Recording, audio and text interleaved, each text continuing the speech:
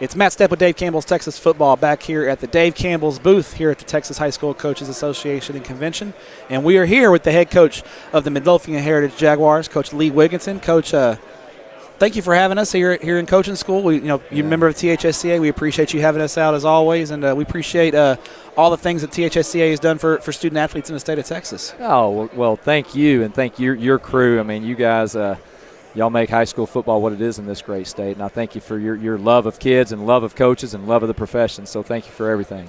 Coach, feels a little normal now. We're having in-person coaching school. That there's a lot of excitement for the season. How excited are the folks down in Midlothian for Heritage Jaguar football in 2021?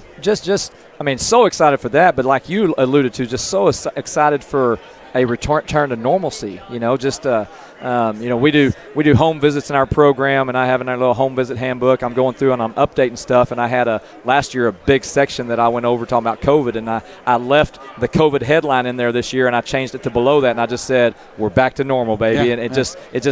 It feels good to feel like, and I know it's not completely back to normal, but just you guys are still taking precautions. You're keeping an eye on things. That's right. And that's what I told them. I said, we're going to say we're back to normal, but a lot of things change that are going to stay that way forever. Yeah.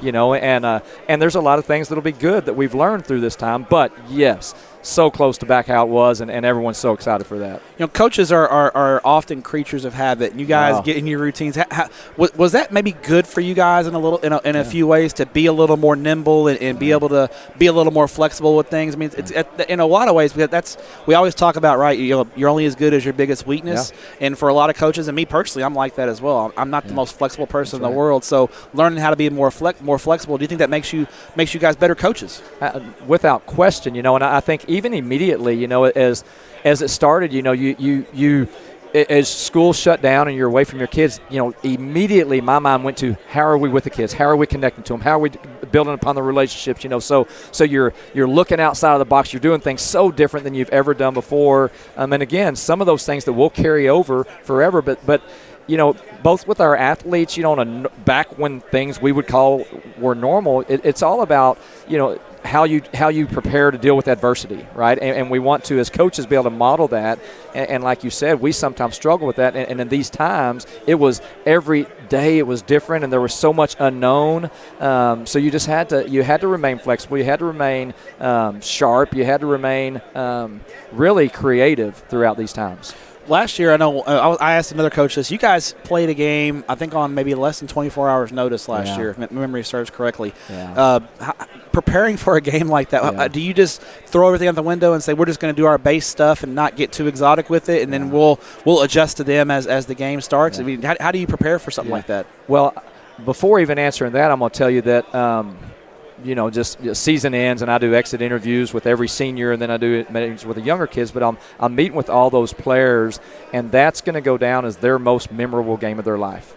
And there's so much from that experience that I learned in that it's for them, for our kids. Football's a game. It's just a game. So here was you asked how we prepared. So here's how it happened. Friday morning, we get on the phone with Poteet and decide, hey, we're playing tonight, right? So I called the coaches and said, guys, there was a time when you would go in the backyard and you would organize a group of guys and you'd say, hey, you do this, let's do it tonight. There you go go. Out there. We called the kids up and said, you remember the first time you ever picked up a ball and went outside and played?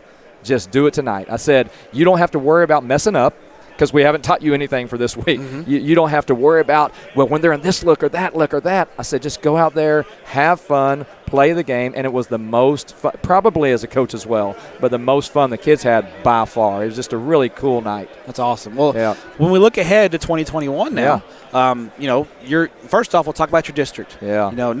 You got really an easy district this year. No tough games. Cakewalks. Seriously though, your district is tough. A lot of great opponents, a lot of great coaches. What kind of challenges does that bring your ball club week in and week out when you get into district play? Well, I'll tell you what, it's so similar to a district that I was in 6 or 7 years ago. When you're with the Joey McGuires of Cedar Hill and all those guys, but just every single game, you knew that you had to play great just to have a chance. just to have a chance. But then the amount of respect you have for the coach on that other sideline, for the way they prepare their teams, the way they coach, but more than that, just the men that they are. And that's every week, and there's just such great people. And again, it's tremendous challenge, but tremendous opportunity just to go out there and know that you're going to have to play great, and if you play great, then you got a chance. But so much more than that, you're going to know that win, lose, or draw, you played a great team. And in your region, if you're lucky enough to get out of your district, that district prepares you for that playoff grind, doesn't it? Or wears you out, one or the other.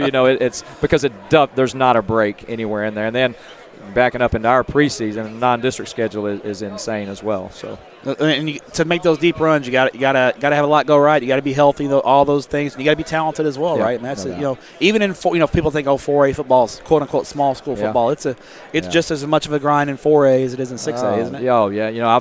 I've coached in all the classifications, and I certainly don't notice a difference that there's anything. Just a few, maybe less kids, right? That's what it is. Yeah. Not quite as much depth, maybe at some positions. Yeah. Well, for your ball club, what's the personality of the Midlothian Heritage Jaguars going to be in 2021? What kind of team are you guys? I mean, from a personality standpoint, what are you guys going to look like? That's a great question. It's a question that I don't know that I have the answer to, because we have so much youth. So many guys that have not been on varsity. We went down to 7-on-7. We go to our first 7-on-7 tournament this year, and I'm talking to the guys. Hey, y'all know how it is. You should go up in the morning. You're going to go to the tournament. And I'm looking out there, and I said, hey, wait. By the way, how many of y'all have ever been to a 7-on-7 tournament? One kid has been to a 7-on-7. I'm like, God, it's unreal. Well, that's really going to be the varsity football team as well. So growing pains could be happening early, right? Oh no, they're going to be happening early. And then when you say what's the personnel of our team going to be, it's I just really don't know. There's guys that we're going to have to hope come through in certain positions, come through in different ways. So I don't know. What I do know is that we're going to play hard. We're going to play right. We're going to play until that last bell. I just really don't know how it's going to look throughout the process. And I guess when you have a team with that much youth, every practice is important because you're evaluating. There's no spots that are set in stone right now. I mean, there's a lot of position battles that are going to be going on, right? Oh, and they know that, and that's it's probably been one of the best off seasons I've been a part of because of that, because they know that they've got so much growth to do, but there's so much competition, and it's they're enjoying it. All right, final question for you. This comes from a guy, Joey McGuire. He's standing over there off camera. He told me to ask you about your cornhole game. Can you give us a breakdown of your cornhole game, and give us a breakdown of McGuire on the cornhole game as well? Yeah, well, his probably going pretty well. He doesn't have quite as much time to practice, with all the recruiting he has to do. But I'm left-handed, and I've got that spin that I kind of work it in there, just from right to left, bending back in. But all seriousness aside, I love to play cornhole, love to do anything that's competitive, love to be with people, and that gives me a chance to build relationships. But pretty terrible at cornhole, truth be known. But I love to do anything with the guys. food and the company is always good, right? There you go. Right. Coach, appreciate your time. Thank you for again what you do for student athletes in the state of Texas, and good luck in 2021. Thank you so much, Matt. Thanks so much for watching that video. If you would like more and to be notified when they come out, go ahead and click that subscribe button right down there. You can also watch Texas Football Today every day live at noon on TexasFootball.com, Facebook, Twitch, and right here on YouTube. For more of the best coverage of Texas football in the Lone Star State, go to TexasFootball.com/subscribe.